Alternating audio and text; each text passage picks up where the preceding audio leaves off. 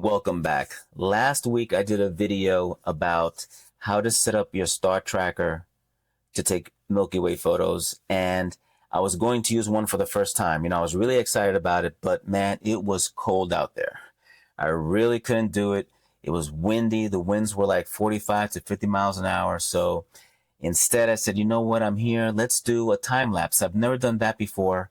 So I said, come on, let's go. Let's do it. It's cold, but I can get back in the car and just let it run for about 45 minutes to an hour I did. So I stuck it in the sand, had the dune protected a little bit from the wind. I had it low to the ground, and I did a time lapse. So I'm going to show you how I edit a Milky Way photo and how to actually do the time lapse in Photoshop. So let's get right to it. So this image was taken over in Watermill, New York, in the Hamptons, at Flying Point Beach, and I'm liking it. This looks pretty good. I've done a photo there before, which I'm very, very happy with, but I had another vision. The conditions weren't great. Like I said, it was really windy. It was brutally cold, and I want to really show you instruction on how to use a star tracker and also take stacked images. So I will be doing a video about that.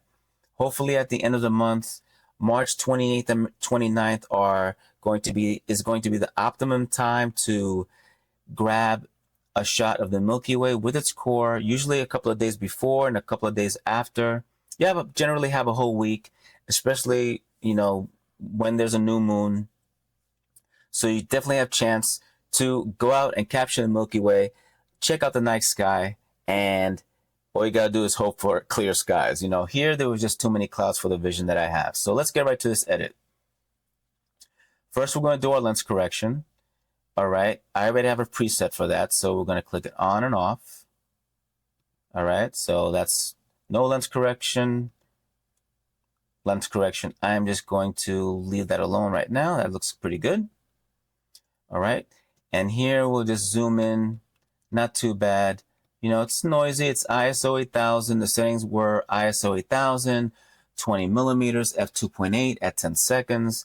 And the histogram looks fantastic. And also on the camera looked really good. You generally want a nice separation here and really not to clip the blacks. You want it to be bumped off a little bit off of there. So that's really the best. That histogram is looking fantastic. All right, so let's zoom out. Let's go into our basics tab. I'm going to first do like a little neutral tone here that I usually do. I bump up my vibrance. I do my saturation all the way. Then I will boost up my temperature until I get a nice, blend of yellow, blue, and magenta. That's too much. A little bit more right there. I think just a little bit more right there. Let's just bump it up one. That's looking nice. I'm happy with that. Now I'm going to double click on vibrance and saturation to bring it back to 0. That's looking good. Now I'm going to change my profile to landscape. Not too bad. I'm going to do some minor edits here. Drop the highlights, shadows, the blacks just a little. We're going to boost the whites. And that's looking fantastic. Now I am going to do separate adjustments for the foreground and for the sky. So here we're going to use masks for that. Click on the sky. Hover over it. Great selection. I'm going to name it. Name it sky. All right. So first we're going to go into our curve. I'm going to do a point here in the darks, bring that down. Do a point for the highlights and bring that up. That's looking great already. Did you hear that? Great. That's looking great already. And here in our midpoints, just a little bit midpoint. I am liking that. That's looking fantastic. I'm liking that. Now, it is creating this funkiness here in the clouds, but we're going to fix that with a linear gradient and also a little bit of brushing. So you would intersect that with a linear gradient. Go here, intersect mask with linear gradient. All right. Hold down the shift key, left click, hold it down, bring it down to keep it straight. And that is looking nice. We'll bring it back down just a little bit more. I am going to bring this up. That's looking good right there. There is a difference. Look at the clouds. It did get a little bit darker. So I'm going to subtract it with a brush. All right. So let's subtract with a brush. Settings are good. I'm just going to go right here, right over the cloud. All right. That's looking good. Because it was a little, the clouds look exactly like that. That's looking great. One more time. And that is cool. Very happy with this so far. Now we're going to go into our effects. We're going to boost the clarity. I'm liking that. Now we're going to do some dehaze. That's looking cool. You don't want to overdo it, but this is not too bad. Okay, I'm liking that. That's looking good. Let's go back into our curve a little bit. All right, maybe bring this down a little bit. Raise it up, actually. I am liking, and that is looking nice. I am liking that right there. That looks cool. Just simple adjustments. I like how that looks. And for demonstration, to do a time lapse, this is looking cool. So let's go over here. Now we're going to do another mask here for the foreground. I'm going to select the sky again, and I'm going to invert it. All right, hover over that. We're going to call that foreground. Hit OK.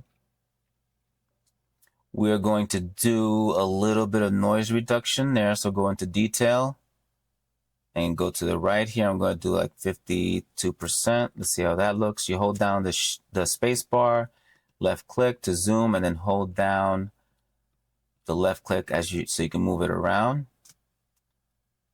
And not too bad. Okay, really, you're going to be looking at the sky anyway. You know, remember, when you're doing a time lapse, you're focusing on the stars. Okay. So I'm not liking this green over here. So that's looking good. Let me just boost the color just a little bit here in the foreground. I don't know, just a little bit. Let's go over to the right just a tad. I'm liking that. I'm liking that.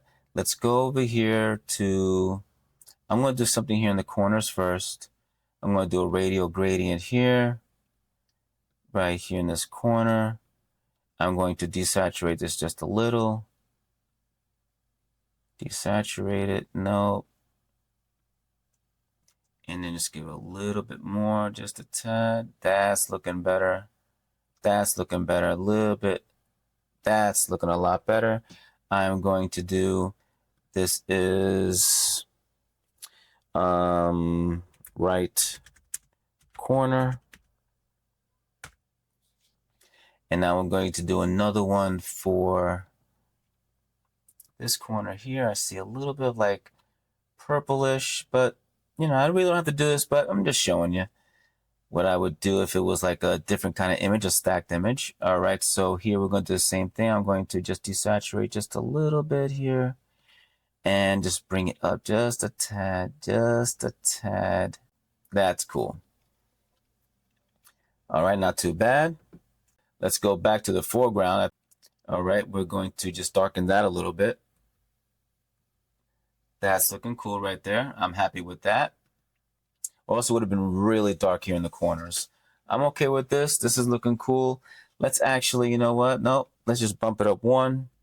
I'm okay with that.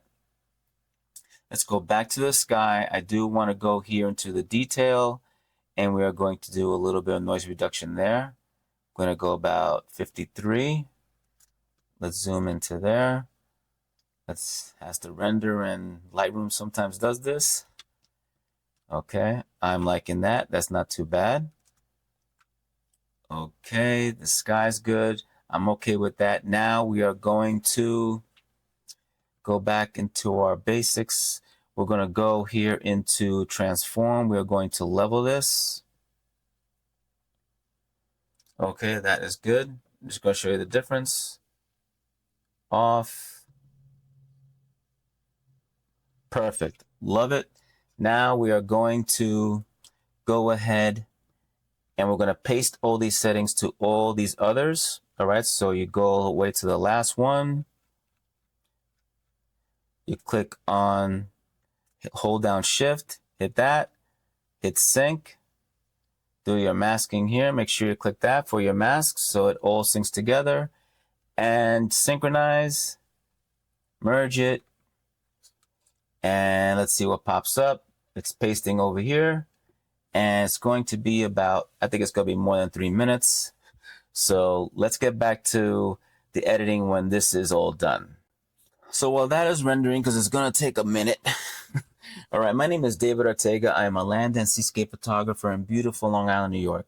I created this channel because I wanted to share my knowledge of photography, taking photos, going behind the scenes and showing you, especially long exposures and Milky Ways. And also, I have an art business. You know, I took the risk and I've been selling my prints now for 9 years online, and I do art shows around the island, plus a little bit about my life. So if that's the content you want to see, definitely you know exactly what to do. And let's get right back to this edit. Great. They are all synced. All right, we got all our edits. Now I'm going to export this into a folder and then put it into Photoshop to create the time lapse. All you got to do is right click here, export. We're going to export here. I already have a preset folder for that. Okay, a preset setting. There goes my notifications. All right. And here in the drop down menu to rename, here in file naming, you would use custom name sequence. Here you have a variety of things you can choose. This is the best one because you want the sequence to be 1, 2, 3, 4, right in order. Okay, so you're going to use that. I already have the name here, Flying Point Milky Way. It's going to start with number 1. We're good to go. And another setting here, I'm going to use JPEG. If you wanted to do some more editing, you would use a TIFF. But for doing a simple time lapse, really, and to keep the files a little bit smaller, JPEG is the way to go. TIFFs are really large. All right. So, but like I said, for a basic time lapse to show on, you know, YouTube or Instagram or Facebook or send it to your friends, this is really good. All right, so that's good there. JPEG, I do a quality of 100. Everything else here is good. I'm going to hit export. And there you go. It's going to export 231 files. That export is going to take a little bit. So like I mentioned before, I did a video about how to set up your Star Tracker. And I'm going to put a link in the description if you want to check that out. Okay, so here we are in Photoshop. We're going to go here to File, Open. This is the folder where all my images are. So you click on the first one. That's all you have to do. Click on the first one, then go over here to Image Sequence. Okay, and hit Open. You don't have to highlight all of them. Okay, just click that first one and go to Image Sequence. Bam. It's going to ask you for your frame rate. I'm doing 24 frames per second. When you're doing a time lapse, you may want to think, okay, how long do I want my video to be? So I did want it to be at least 10 seconds. So a 10-second video. So my shutter speed was 10 seconds. 10 seconds times 24 is, you're going to need 240 frames in order to do a 10-second video. I only got 231. So, but close enough. We hit OK. All right. Here it created a video group with a layer. And in order to see the video in the timeline, you hit Window and go to Timeline. Bam, it's all here. Okay. If you wanted to make adjustments, you can add a curve or anything like that on top of the video. You can do that. Let's say we want just to boost it up a little bit. Like, that's not too bad. Let's see. Let's see how that looks. You know, you can mess around with it if you wanted to. And add another layer. You know, I'm just showing you that you can do that. I don't want to do that. So we're going to delete that layer. Yes. I'm liking the way it looks. This is okay. And now we go here to File. And you go down here to Export. You go to Render Video. I'm going to title it Flying Point Timelapse. Okay. Go over here. I want it to be 1080 at 24 frames per second. Okay, it's all good here. 24 frames. Cool. We're good to go. You render. And it's doing its magic right there. Thank you for watching. You know what to do if you want to keep on following. And here's the video. Peace.